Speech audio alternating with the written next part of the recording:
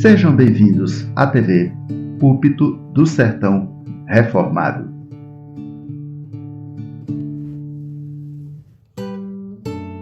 Mais uma vez, a primeira carta de Deus aos Tessalonicenses, o primeiro capítulo, versículo 4.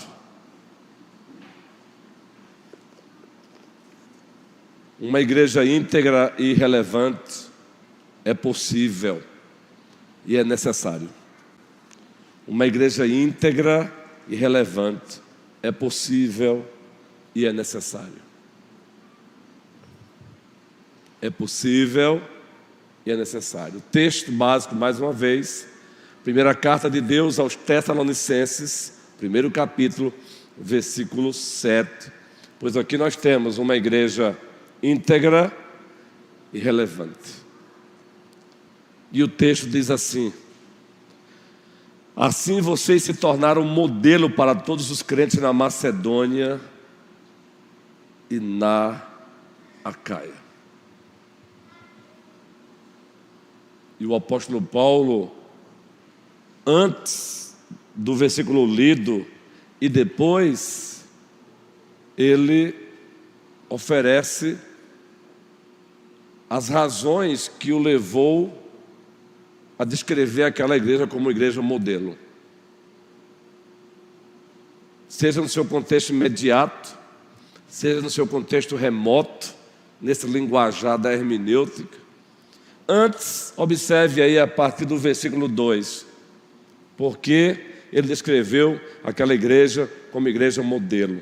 Damos sempre graças a Deus por todos vós, mencionando-vos em nossas orações, e sem cessar, recordando-nos diante do nosso Deus e Pai. Aí ele começa: da operosidade da vossa fé.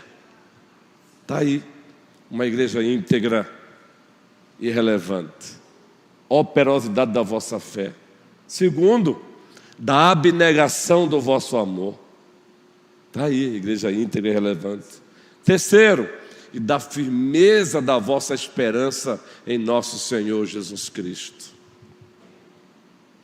E o texto continua. E ele prossegue agora oferecendo mais razões do porquê que ele descreveu a igreja como igreja modelo. Reconhecendo, irmãos amados de Deus, a vossa eleição. Porque o nosso evangelho não chegou até vós tão somente em palavra, mas sobretudo em poder, no Espírito Santo e em plena convicção, assim como sabeis ter sido o nosso procedimento entre vós e por amor de vós. Aí o versículo 6, que antecede o 7, que é a base homilética, textual, diz: com efeito, vos tornastes imitadores nossos e do Senhor Jesus. Está aí uma igreja relevante. Ela é imitadora dos apóstolos, muito mais ainda de Jesus. Tendo recebido a palavra, está aí uma igreja relevante, ela recebe a palavra. Posto que em meio de muita tribulação, com a alegria do Espírito Santo, está aí, com a alegria do Espírito Santo, uma igreja íntegra e relevante. Aí sim, o versículo 7, que é a base textual e homilética do tema desta noite, igreja íntegra e relevante é possível e necessário, de sorte que vos tornastes o modelo para todos os crentes na Macedônia e aonde mais? E na Acaia. Mas eu quero fechar a perícope, porque logo em seguida, veja o que é que ele diz aí, no versículo 8 e 9, até o 10. Ele continua descrevendo. Por que ela se tornou a igreja modelo? Mais razões aí. Porque de vós repercutiu a palavra do Senhor. Seria mais um ponto aí. Seria um sermão aí com 10 pontos. Porque de vós repercutiu a palavra do Senhor. Eles não só receberam a palavra, eles proclamaram a palavra. Uma igreja que recebe e compartilha. É uma igreja íntegra e relevante. Aqui é só a introdução. O corpo da mensagem ainda será trabalhada. Porque de vós repercutiu a palavra do Senhor. Não só na Macedônia e Acaia, mas também por toda parte se divulgou a vossa fé para com Deus. Está aí mais uma razão do porquê uma igreja modelo. Fé para com Deus. A tal ponto de não termos necessidade de acrescentar coisa alguma. Aí o versículo 9. Mais razões. Pois eles mesmos, no tocante a nós, proclamam que repercussão teve o nosso ingresso no vosso meio. E como, agora mais uma razão, deixando os ídolos, vos convertestes a Deus, para servires ao Deus vivo e verdadeiros. Eles estavam a serviço do Deus vivo e verdadeiro. Uma igreja relevante, ela tem a consciência que ela está a serviço do Deus vivo e verdadeiro. Encerrando aqui o texto, vamos lá, todos juntos. E para a guardada dos céus, o seu Filho, a quem ele ressuscitou dentre os mortos, Jesus, que nos livra da ira vindoura. Porque era uma igreja relevante, uma igreja modelo. Porque ela caminhava nas pontas dos pés. A ideia ali, expectativa, é você olhar assim, ó, procurando ver quem está chegando. Quando você está esperando alguém, você não faz assim? A igreja vivia aguardando a volta de Cristo. Ela viveu aguardando a volta de Cristo. Ela caminhou no seu tempo, olhando para a volta, a esperança do escatom, o ainda não. Então, antes do versículo 7, razões do porquê que ela apresentou a igreja de Tainara como uma igreja modelo. E depois do versículo 7, outras razões, Jairo, do porquê que ela apresentou a igreja como uma igreja modelo. E aí, em cima desse resumo homilético e hermenêutico, vamos trabalhar o nosso tema, uma igreja íntegra e relevante, é possível e é necessário. Primeiro, uma igreja íntegra, no que consiste? Uma linguagem contextualizada dos nossos dias, trazendo essas verdades bíblicas encontradas na carta de Deus aos Tessalonicenses para uma linguagem dos nossos dias. Primeiro, grave isso, uma igreja íntegra, ela tem a consciência e ela vive a experiência de que ela existe da parte de Deus e para Deus. Uma igreja íntegra, ela tem a consciência e ela vive a experiência de que ela existe da parte de Deus e para Deus. Na carta encontramos isso.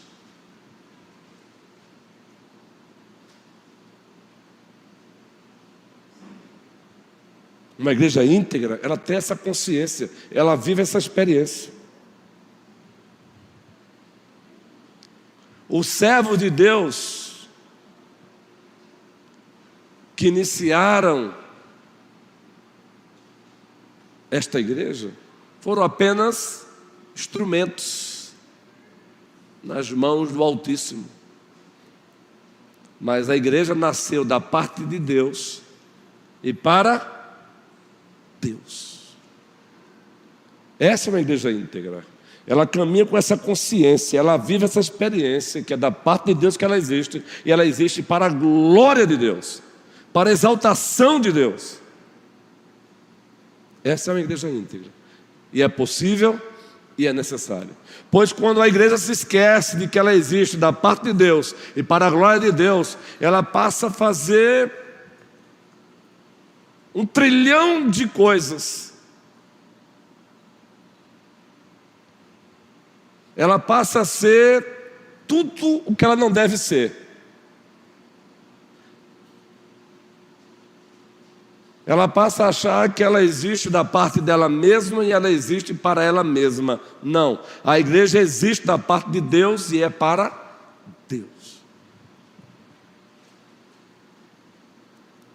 Nos preocupa muito quando percebemos igrejas hoje, algumas igrejas, não são todas, amadas do Senhor, com esse discurso de que a igreja existe para os de fora. Eu entendo que quando elas dizem isso, elas estão pensando no aspecto missional, missionário. Mas ainda assim, nesse aspecto, ela existe não para os de fora. Primeiramente e acima de tudo, ela existe para Deus. E porque ela existe da parte de Deus e para Deus, temos que ir ao encontro dos que estão fora. Porque é da vontade de Deus fazer isso. Essa é uma igreja íntegra. E ao mesmo tempo ela é relevante.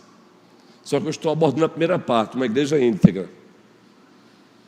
Não esqueçamos disso, queridos. Que essa consciência não se ausente daqui. Que essa consciência e essa experiência de que a igreja existe da parte de Deus e para Deus, que ela não desapareça em nome de Jesus Cristo. Porque é isso que faz uma igreja desaparecer, ainda que ela exista. Ainda que ela se reúna, ainda que ela congregue, quando ela perde essa consciência,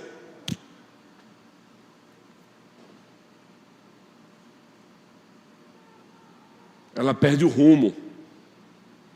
Ela passa a ser uma ONG, ela passa a ser um clube, ela passa a ser uma discoteca eclesiástica, ela passa a ser uma casa de massagem do ego das pessoas, menos igreja de Deus, íntegra. Segundo lugar, uma igreja íntegra, ela tem a consciência e ela vive a experiência de que ela foi gerada, de que ela é mantida, ela é expandida e ela é eternalizada pela palavra da verdade, o Evangelho.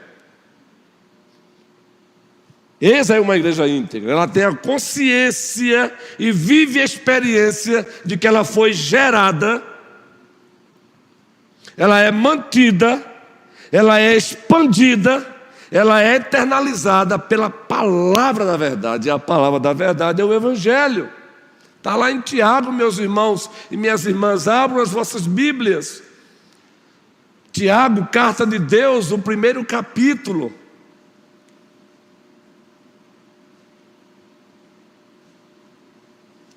Tiago, primeiro capítulo, e vamos caminhar 2025 com essa consciência e vivendo essa experiência de que a igreja foi gerada, ela é mantida, ela é expandida e ela é eternalizada pela palavra da verdade. Deixe-me abrir aqui para que eu possa orientar a nossa sonoplastia.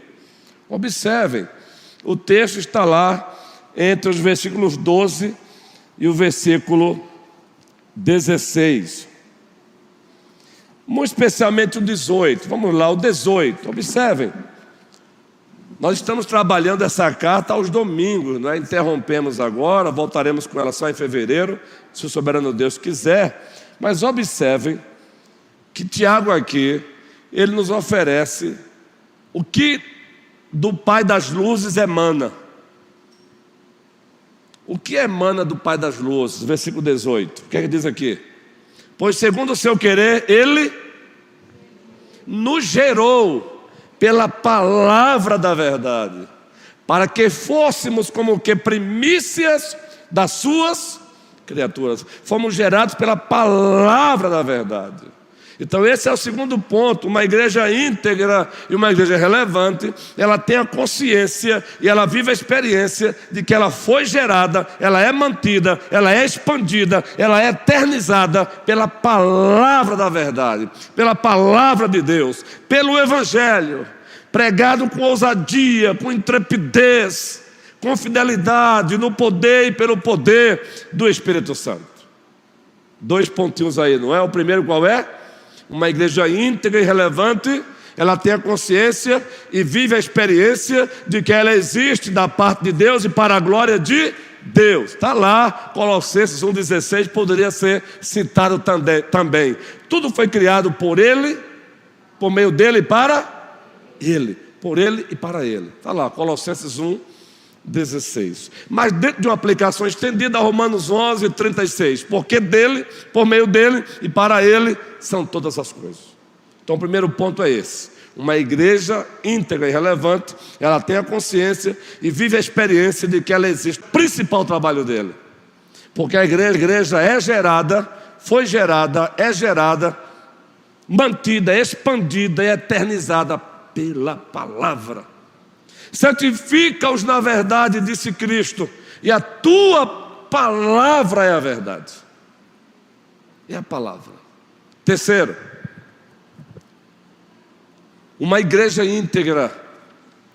E eu estou acrescentando já, porque é o segundo bloco, mas eu estou falando na íntegra.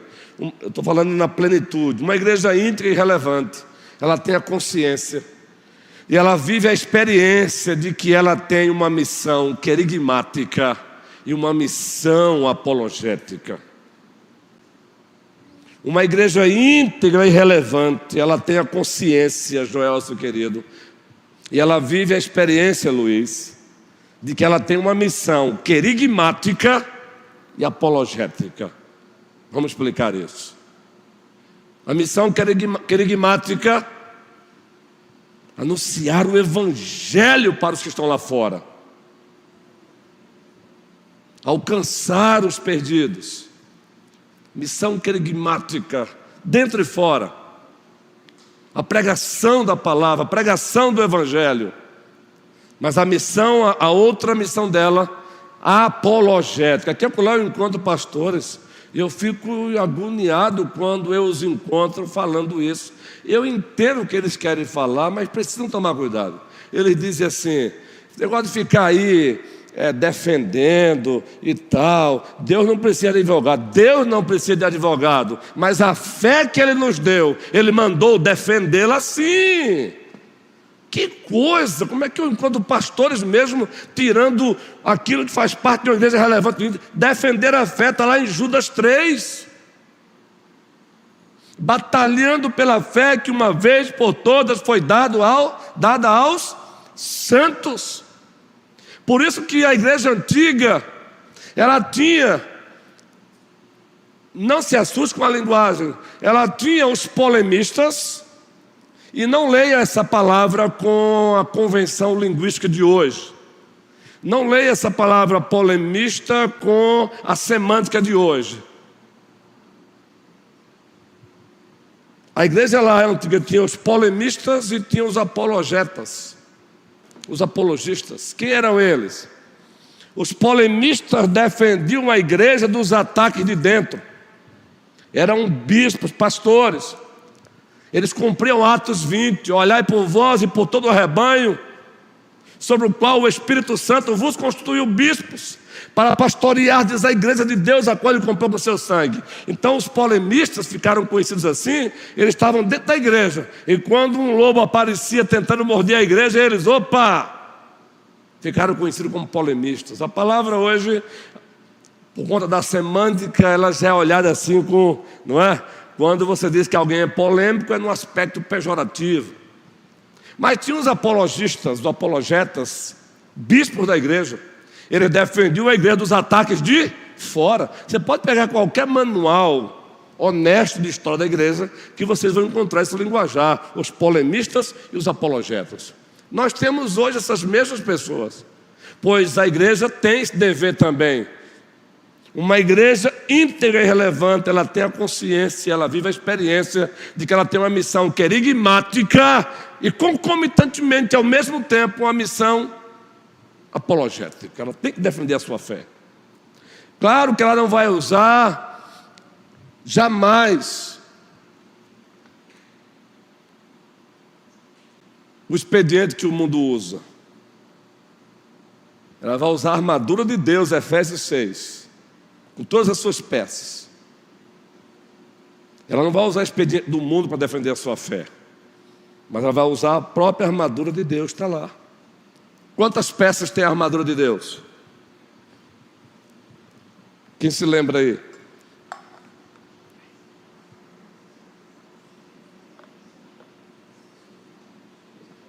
Tanto no aspecto querigmático, pregar a palavra, pregar o evangelho para os de dentro e de fora, como o aspecto da apologética, apologia.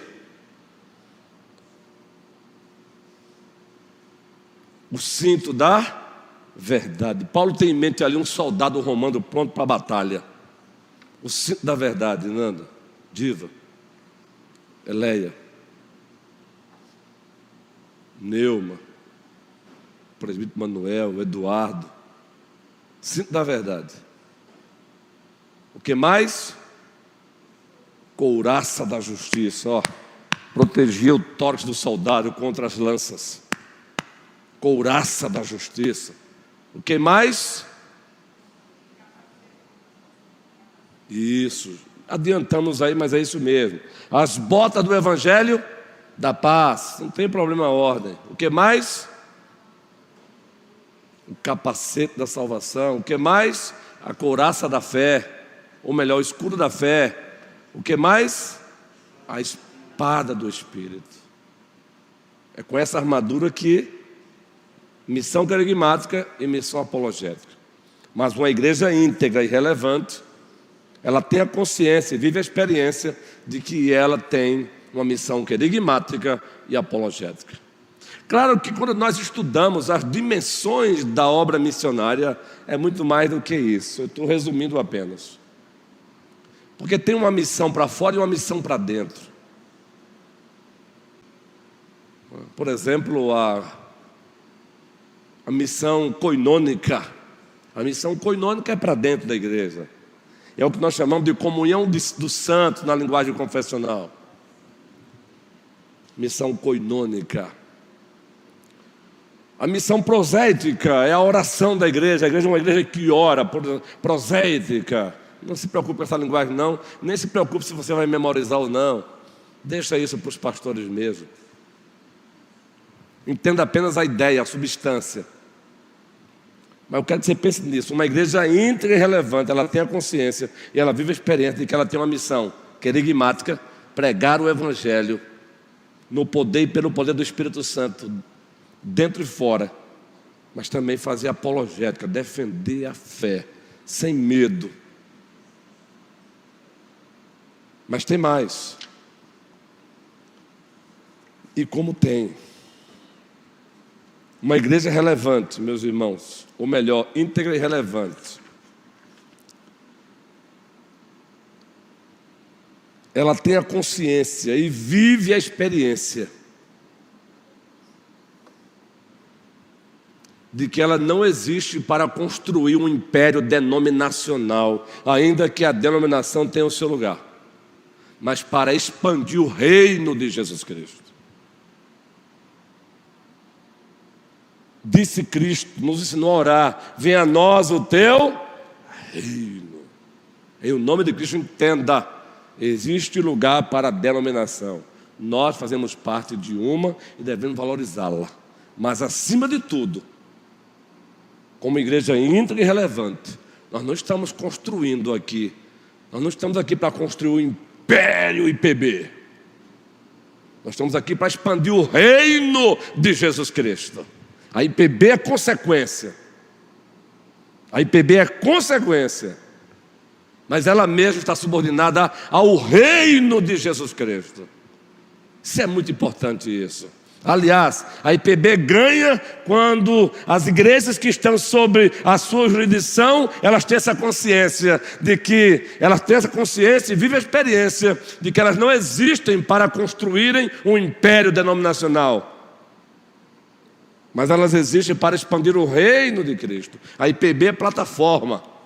A denominação é plataforma. Poderia ser IPB, poderia ser o CBB, Convenção Batista Brasileira, poderia ser CBN, Convenção Batista Nacional, poderia ser a Igreja Congregacional da Aliança, que é a igreja mãe dos congregacionais no Brasil, assim como é a IPB das outras, poderia ser a Igreja Congregacional da Aliança, que já saiu por sua vez da União lá no passado, e isso, etc, etc.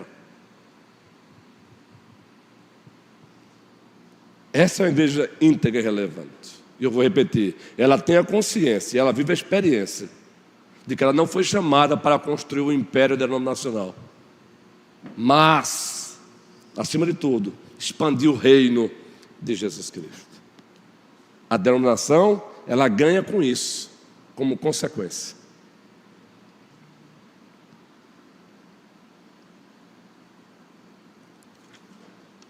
Quarto lugar,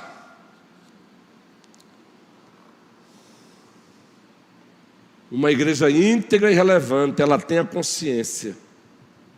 Aliás, é quinto lugar, não é? Ela tem a consciência e vive a experiência de que sua autoridade máxima e absoluta é o triuno Deus falando na palavra, com a palavra, pela palavra. Está lá na nossa confissão de fé de Westminster. Está lá no último parágrafo do primeiro capítulo da nossa confissão de fé de Westminster. E olha, se tem alguém que ama a ortodoxia, eu sei que outros também amam, é o vosso pastor, viu? Eu sou obcecado pela ortodoxia, mas eu não namoro com ortodoxia morta. Por isso eu gosto desse tripé: ortodoxia, ortopraxia e o elo. Ortopatia, afeições corretas. Porque a ortopatia, ela nos livra de uma ortodoxia morta. A ortopatia nos livra de uma ortopraxia farisaica.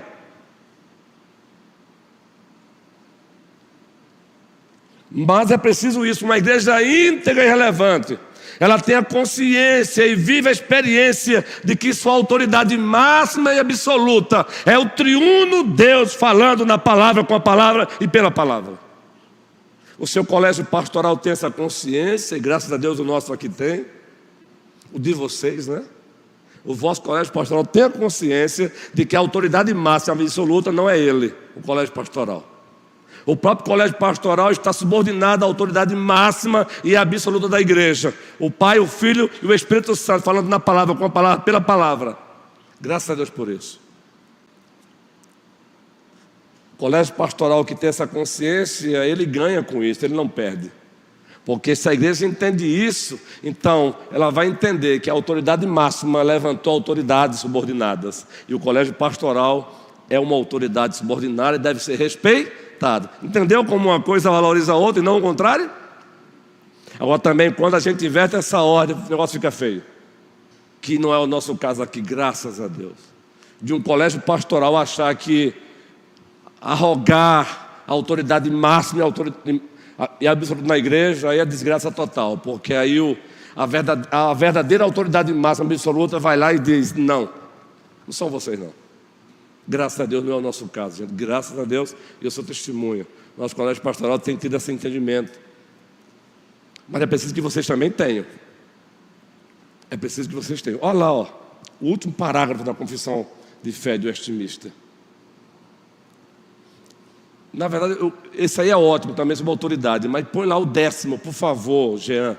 O 10º parágrafo. Esse também tem tudo a ver. Mas o 10º parágrafo. Esse aí com o 10º, ó, é perfeito. Aliás, todo o capítulo 1 da confissão de fé de Westminster, o 10º parágrafo, se tiver aí, Jean e Tiago, por favor, vejam que maravilha, desse 10º parágrafo da confissão de fé de Westminster. Ele é fenomenal. Então, isso é uma igreja íntegra e relevante. Eu vou repetir agora então. Primeiro, quando coloca ali, porque tem mais 5 aqui para dar ênfase à relevância. Primeiro, uma igreja íntegra e relevante, ela tem a consciência e vive a experiência de que ela existe da parte de Deus e para Deus. Aí sempre que você for tentado achar que a igreja existe da tua parte para você, aí você pare e opa. Eu faço isso como pastor. Eu faço a disciplina. Segundo, uma igreja íntegra e relevante, ela tem a consciência e vive a experiência de que ela foi gerada, ela é mantida, expandida, eternalizada pela palavra da verdade. Lembram? Lembra do terceiro? Qual é o terceiro aí? Lembram? Quem lembra do terceiro? Ela tem a consciência e vive a experiência de que ela tem uma missão querigmática e apologética. Quarto, lembram? Ela tem a consciência e vive a experiência de que ela não existe para construir um império denominacional, mas expandir o reino de Jesus Cristo. E quinto, e aí vamos ler o 10º parágrafo da confissão de fé, ela tem a consciência e vive a experiência de que sua autoridade máxima e absoluta é o triuno Deus, o Pai, o Filho e o Espírito Santo, falando na palavra, pela palavra, com a palavra. Agora vamos ler juntos esse texto. Eu amo esse texto aí. Todo o capítulo é um tesouro, meu irmão, uma pérola. Mas esse parágrafo aí é a cereja do bolo confessional. E o engraçado é que alguns que gostam tanto da confissão de fé, às vezes bate até nos outros por conta dela, parece que não lê esse texto aí, né? A própria confissão de fé está dizendo que ela não é a autoridade máxima absoluta. A própria confissão de fé do Westminster está dizendo que ela não é. Vamos lá, os nossos pais reformados, todos juntos. O juiz supremo, pelo qual todas as controvérsias religiosas têm de ser determinadas, e por quem serão examinados todos os decretos de concílio. Presbitério está subordinado a esse juiz, sínodo está subordinado a esse juiz, Supremo Conselho, seja lá quem for, presidente da República, poder executivo, legislativo, judiciário, seja lá quem for, serão examinados todos os decretos de conselhos, todas as opiniões dos antigos escritores, seja tua, seja minha, todas as doutrinas de homens e opiniões particulares. A igreja agora, vamos lá. O juiz supremo, em cuja sentença nos devemos firmar, não pode ser outro, senão o Espírito Santo falando na Escritura. Por isso que Lutero compareceu diante do imperador Carlos V, que ousou ordenar que ele se retratasse. E ele disse: eu não posso, eu não vou, pois a minha consciência está cativa à palavra de Deus, a não ser que vocês me convençam por ela. Eu não posso, eu não devo, eu não vou, e que Deus me ajude. Deus seja louvado. É diante do imperador, meu irmão. Ele poderia já sair dali com a cabeça decapitada. Ele diz: eu não posso, eu não vou, a não ser que vocês me convençam pelas Escrituras, pois a minha consciência está cativa a ela. Agora, uma ressalva. Como professor de seminário, meu irmão, o que a gente aprendeu a fazer foi ressalva. Porque estamos numa geração que pega uma verdade dessa daí para desobedecer autoridades. Estamos numa geração de cristãos hoje que pega a própria Bíblia para desobedecer a Bíblia. Meu compromisso principal é com isso aí. Eu não devo nada a ninguém. Quem é o pastor da igreja? Não, o pastor da igreja não é ninguém mesmo, não. Agora aquele que levantou ele é. Então pergunte a ele. Pergunte a ele. Ele não é mesmo, não. Agora aquele que levantou, pergunte a ele.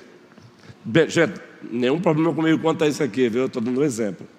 Porque o que tem de canto, pegando a palavra, para quem desobedecer, não é brincadeira não, viu? Cuidado em nome de Cristo. Eis aí uma igreja relevante. Então, em nome de Cristo, não se deixem seduzir. No rol das igrejas verdadeiras, tem igreja verdadeira. No rol das igrejas verdadeiras, a linguagem confessional, tem as mais puras e menos puras. Qual o critério para isso? As mais puras ou menos puras? Critério: aquelas que são mais próximas da Bíblia, que mais se aprofundam. Qual o critério para isso? Teologia. Qual outro? Governo. Qual outro? Culto. Qual outro? Ética. Aí você pega esses 4 áreas e você examina.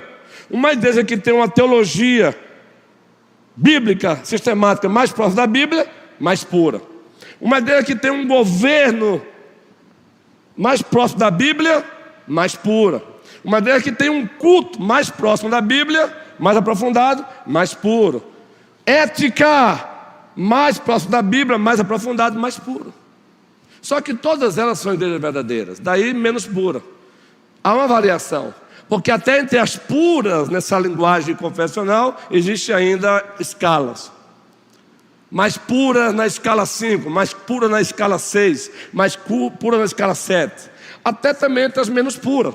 Mas não se esqueçam, todas elas merecem nosso respeito, até as menos puras, porque são igrejas de Deus. Agora, por favor, do outro lado tem igrejas falsas, então tome cuidado. Igrejas falsas não estão nem aí para essas verdades. para continuar, e eu não quero tomar o vosso tempo nem explorar, não, mas eu preciso encerrar esse estudo hoje, porque aqui não é série, e série tem que encerrar. Quando não é série, tem que encerrar, senão fica incompleto. Vocês vão ter uma série a partir de quinta-feira abençoadora, viu? Quem vai ministrar já quinta-feira é o presbítero Moisés, viu? O triuno Deus vai usá-lo poderosamente para abençoar vocês. Uma série muito boa, eu vou citar já para vocês. Aí na outra quinta, presbítero, outros presbíteros aí que eu vou citar para vocês rapidinho. Opa, vamos lá então aqui. Pulei, já saí aqui do tema. Se eu achar, bem, se eu não achar, meu caderno aqui agora me desorientou. Então, o que é uma igreja íntegra e relevante? Entenderam agora o que é uma igreja íntegra e relevante? Mas eu tenho a ênfase na igreja relevante. Meu caderno aqui está uma verdadeira bagunça, só eu entendo, viu? Isso. Íntegra. A ênfase agora é relevante, mas eu vou usar a frase completa. Uma igreja íntegra e relevante, agora dando ênfase à relevância. Número 1. Ela tem a consciência e ela vive a experiência de que há uma diferença entre essência e forma. Tem uma coisa que eu amo, é eclesiologia. Eu amo sistemática. A teologia sistemática eu sou apaixonado. Estou até com saudade da aula no seminário. E tem uma área que eu bato nessa aí, ó. Essência e forma. Essência e forma. Forma e essência. Há diferença. E aí você vai encontrar pastores, às vezes, brigando pelo formato do púlpito, pelo formato do templo, pelo formato do microfone, pelo formato da cruz, se é a céltica, se é a latina, ainda que eu prefira a céltica, que é nossa historicamente, mas brigar por isso não. Se vai ter coral, se vai ter dueto, se vai ter ministério de cântico ou não, se degladiando por isso. Confunde a essência e forma. Vou dar um exemplo então para esclarecer isso. Essência e forma, dando o exemplo da pregação. Qual é a essência da pregação? Ler, explicar e aplicar a palavra. Essência. Agora, meu irmão, a forma temática, textual, expositiva, biográfica, ainda que tecnicamente falando a expositiva seja aquela que leva o pastor a pregar lectio contínua da Escritura, ela é melhor. Mas você não pode com isso dizer que não. Isso é forma. Mas para além disso, se eu vou usar um microfone de lapela, ou se eu vou usar um microfone ou com fio, isso é forma. Se eu vou começar citando o tema ou não, isso é forma. Tem pastor que usa a estrutura indutiva no sermão, então ele não começa citando nenhum tema. Exemplo, Augusto Nicodemos. É estrutura indutiva, é forma. E é uma bênção, não é? Ouvi-lo. Mas você já tem o Hernandes que já começa logo dizendo qual é o tema, e são expositivos do mesmo jeito. Hernandes é a estrutura dedutiva. Isso é homilética, viu? Olha a aulazinha para vocês aí de leve. É a estrutura dedutiva. Eu já tenho um costume aqui de ser dedutivo, perceberam? Eu sempre cito o tema. Seja um sermão expositivo, temático, textual. Irmão, até o sermão expositivo, ele tem inúmeras facetas e nuances. Tem vários tipos de sermões expositivos. Vários tipos. Forma. Estou dando um exemplo da pregação, agora aplique isso a tudo. A liturgia, eu tenho um livro sobre ensaios da liturgia reformada. Se você pegar a liturgia de Calvino, ele começava com os 10 mandamentos, todo o culto. E logo em seguida a confissão de pecado. Se você pegar a liturgia de Martin Buss, ele já mudava. Se você pegar a liturgia de Lutero, já mudava. Mas todas elas regidas pelos princípios de culto bíblico reformado. Aí quem desconhece isso, aprendeu que só tem uma forma de sermão expositivo, ou só tem uma forma de liturgia, aí sai por aí condenando as igrejas, ou chega aqui visitando Depois sai dizendo que a igreja não é reformada, né? Elementos de culto e circunstâncias, vocês já ouviram sobre isso? Elementos são os rituais que Deus estabeleceu para ser cultuado. Não se mexe. Agora, o como se faz muda. Por exemplo, leitura. Tem igrejas que fazem leituras lectio selecta da liturgia.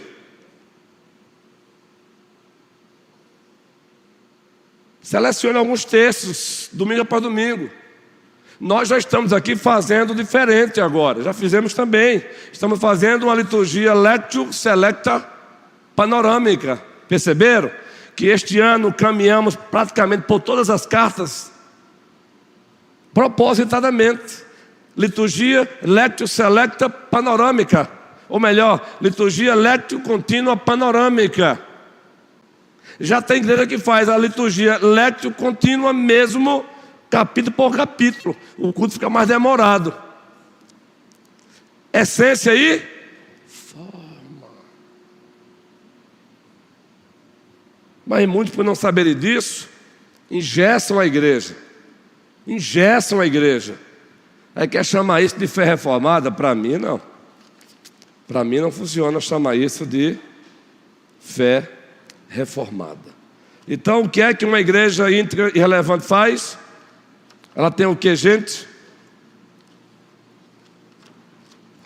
Ela sabe diferir o que é essência e forma. Aí você, quando for abrir a boca para criticar alguma coisa por aí de alguma igreja, procure saber se você leu pelo menos uns 2 livros nessa área, que é melhor. A pessoa não sabe de nada só porque viu aquilo 500 anos e acha que é só aquilo. Aí já chega logo, está errado. Eu já falei para vocês que hoje eu faço assim, ó. Beleza, Deus te abençoe. Porque não dá para gastar energia com isso. Eu não tenho sofrido isso aqui não, graças a Deus, viu? Mas prevenir é bom, não é? Como é bom prevenir. Forma. Uma igreja íntegra e relevante, ela sabe diferenciar o que é essência do que é forma. Essência, forma. É claro que a própria forma ela é supervisionada pela palavra. Dentro da relevância, segundo, ela tem consciência e vive a experiência de que há uma diferença entre princípios e métodos / estratégia. Há uma diferença entre princípios e métodos ou estratégias. O princípio ele é uma verdade universal, irremovível, inalterável, mas as estratégias mudam, os métodos mudam, de acordo com a necessidade, ainda que supervisionados pelos princípios gerais da palavra. Princípio. Por exemplo, um princípio bíblico de uma igreja que cresce, multiplicadora: oração. Orar é um princípio bíblico de uma igreja saudável. Agora, como ela ora é outra coisa. Você sabia que os puritanos, além das orações estereotipadas, eles tinham as orações extemporâneas estereotipadas? Eles escreviam a oração antes mesmo de ir para o culto, e era feita com fé do mesmo jeito. Por isso que nós temos hoje o livro Vale da Visão. Quem tem esse livro aí? Raquel tem. Quem tem esse livraço aí? Você quer enriquecer o teu vocabulário para a oração? Leia o livro Vale da Visão. Eu li hoje, na minha devocional hoje, a primeira oração. Gente, você percebe paixão, você percebe ali Bíblia, teologia, experiência. Cada pedido ele, Pai, Filho, ó Espírito Santo. Aí termina um, ó Pai, ó Filho, ó Espírito Santo. Outro pedido, ó Pai. Hoje, entendam por favor, às vezes a nossa oração é tão pobre. Tem um livro que fala assim: orando, aprendendo a orar com os salmos. Muito bom esse livro, viu? Leia esse livro, por favor, Vale da Visão. E vocês vão ver este ano, aqui e acolá, eu fazendo uso dessas orações estereotipadas. A diferença é que ela não vai ser engessada, não. Porque a oração, eu fiquei com o coração batendo forte, Breno, hoje, lendo essa oração, só lendo, meu irmão. A oração feita lá, ó. O presbítero Manuel levantou a mão, foi? Lá na minha biblioteca, eu já aquecendo o coração. Que coisa mais linda, Senhor. Que oração gostosa, que coisa impactante, que coisa solene. Aí hoje os caras querem falar com Deus hoje. Isso pastores, hein? É porque você, entendeu?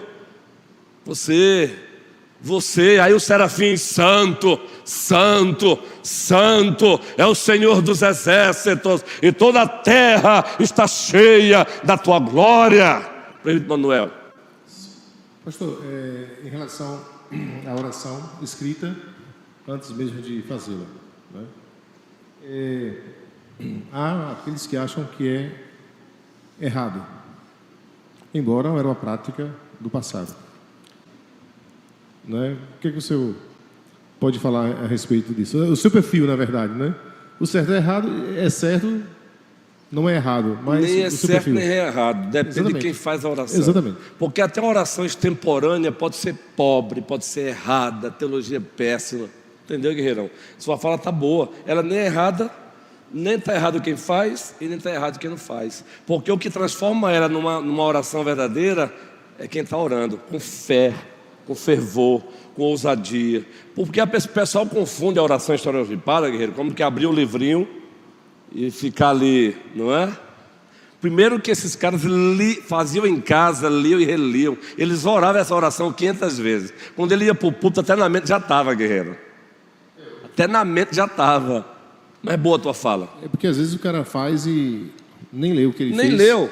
Nem leu. Aí na hora fica gaguejando. Até a liturgia mesmo, graças a Deus, nossos liturgos têm feito muito bem.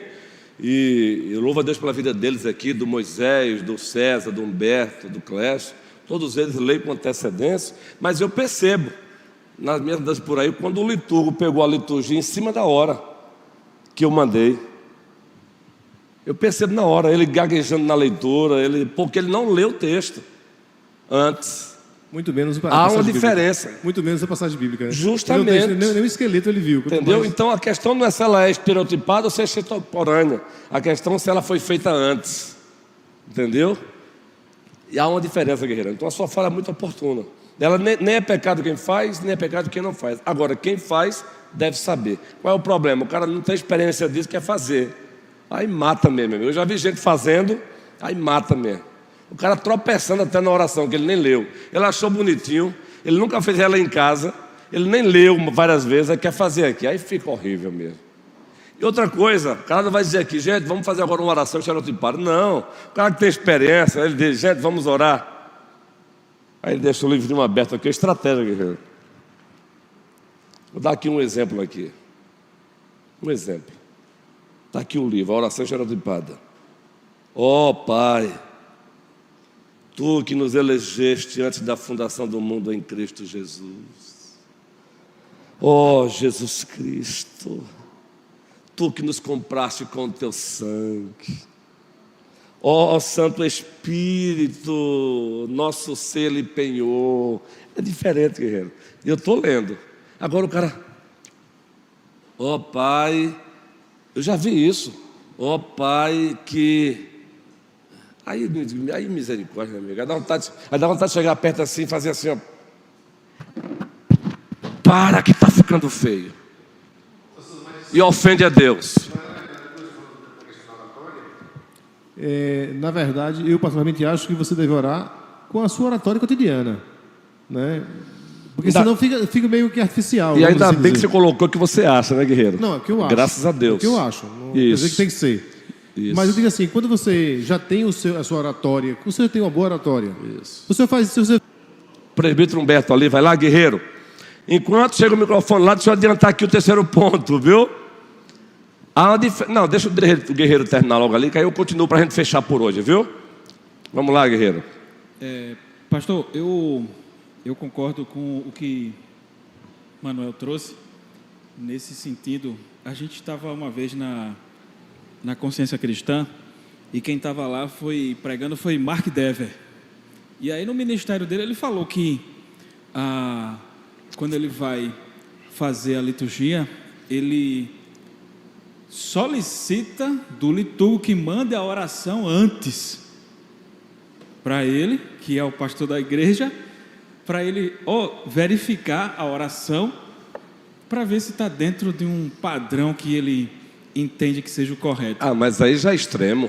Pronto, é justamente isso. Mas não é sobre isso que eu estou falando aqui, né, João? Você já sabe, não é? Por favor, não é sobre isso que eu estou falando aqui não, hein? Aí, assim, é justamente isso. Porque, assim, eu particularmente, como também o Manuel colocou, que é uma opinião dele, e assim... E como é tua também, né, guerreiro? Somente opinião. Justamente. Isso. Como são opiniões, o que é que eu entendo também? Que, querendo ou não, a maneira como a pessoa vai orar, da forma que o senhor citou aí, ela é linda, é maravilhosa.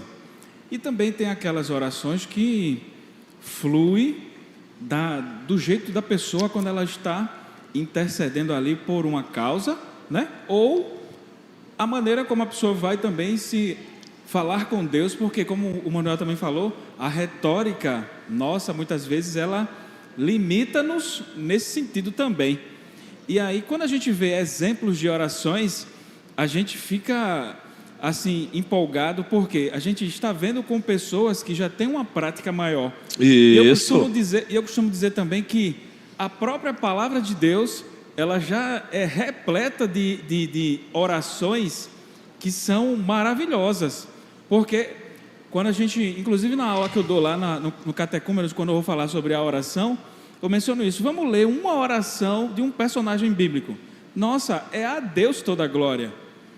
E assim, e a gente entende que aquelas orações, elas não foram orações, vamos dizer assim, preparadas, mas pelo reconhecimento de quem Deus é e aquilo que Ele faz e pode fazer. A oração é completamente diferente de uma oração que eu faço hoje, por exemplo, que eu não me considero uma pessoa que sabe orar, mas a gente procura, dentro das orações que há na palavra, a gente aprender a orar, ou pelo menos ir melhorando a nossa maneira de orar, porque a gente está se dirigindo a um Deus santo, como o pastor falou. Os anjos dizem santo, santo, santo. Eu vou chegar de todo jeito diante desse Deus que é santíssimo. Aí eu também já acho que também não deveria ser assim. É o reconhecimento, é a reverência, é sempre caminhando por esse lado, aprendendo com as orações justamente da palavra. Por isso que eu deixei bem claro, orações extemporâneas, estereotipadas, nenhuma delas são erradas, ainda que fulano de tal não goste, porque o problema não é a oração estereotipada ou extemporânea, é quem faz. O problema é alguém que não tem experiência nenhuma. É como o cara que não sabe pregar e você bota para pregar. Entendeu, guerreiros? Eu amo as duas, e se eu fizer qualquer uma das duas, vocês não notam se é extemporânea ou se é estereotipada. Agora, se eu chamar quem não tem experiência para fazer, eu percebo. O liturgo, quando não leu, eu percebo. Então a fala dos dois são maravilhosas, mas nenhuma das duas são erradas. O problema é quem faz.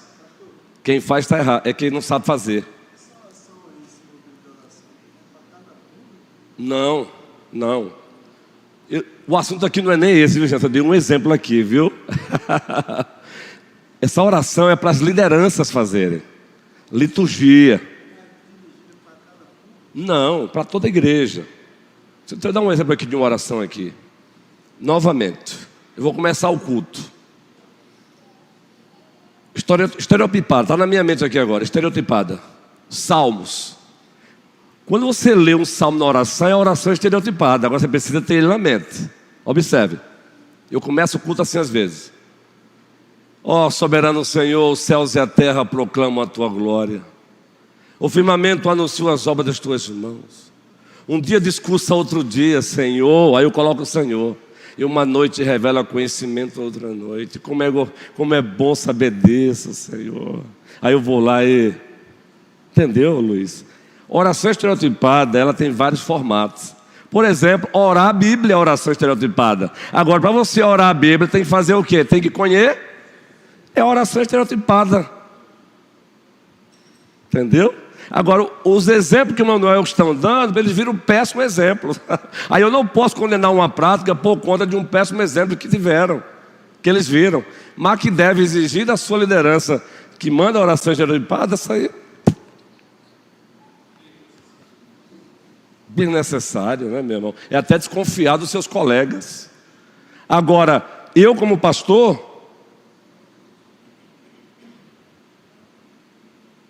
vou recomendar sempre que você aprenda a orar a Bíblia. A oração é estereotipada. Entendeu? Mas o assunto não é nem esse, hein, gente? Eu vou correr aqui para fechar, mas parabéns para os dois aí, viu? Repito, nenhuma das duas são erradas. Respaldo bíblico, sistemático e histórico. Mas não invente de fazer, como disse o presbítero Humberto Manuel, se você não tem experiência. E ninguém vai ser pedido aqui para ser feito.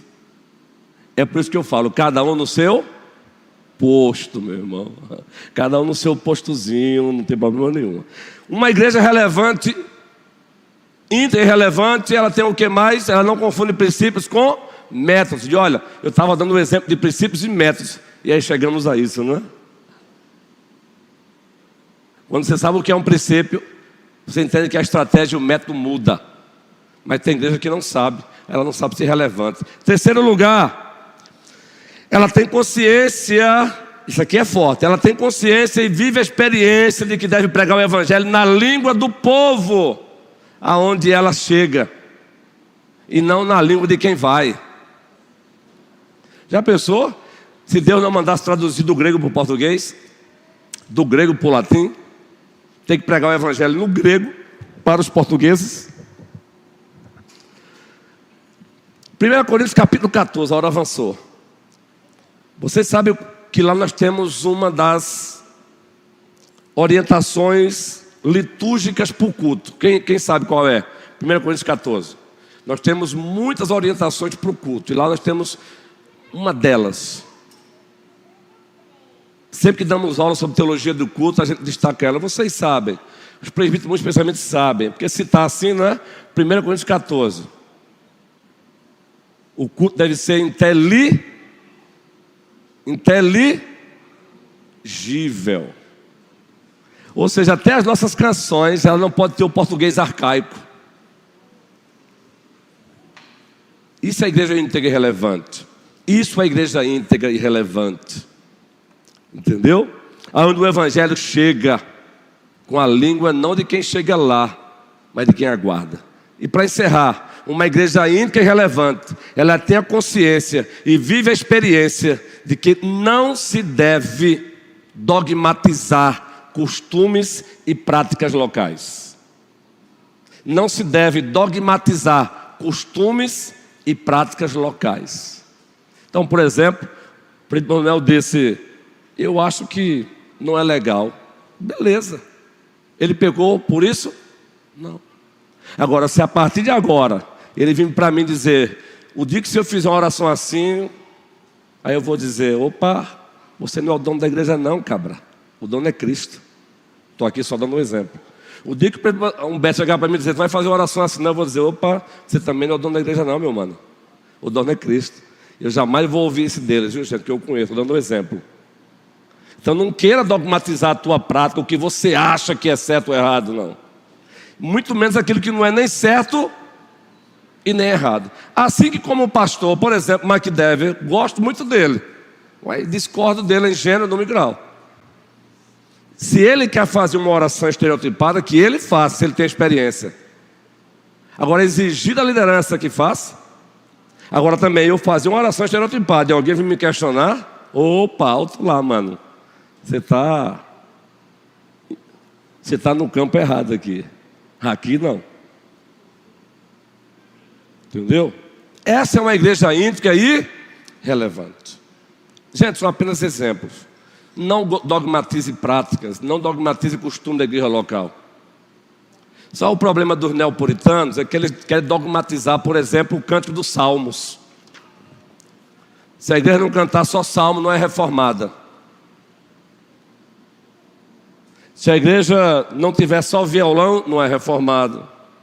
Eu conheço igreja hoje de colegas meus que nem violão mais tem, é só a capela. Porque ele entendeu que a igreja reformada só canta a capela. Veja bem, se a igreja local lá concorda, agora só não venha para o papai aqui, nem para vocês, né? Papai na linguagem dos jovens, só não venha dizer para mim isso. Você não venha dizer para a primeira igreja presbiteriana que ela não é reformada porque ela tem violão, tem guitarra, tem bateria, tem dueto, tem quarteto. Entendeu, queridos? Então sejamos essa igreja íntegra e relevante. Aqui é apenas um resumo.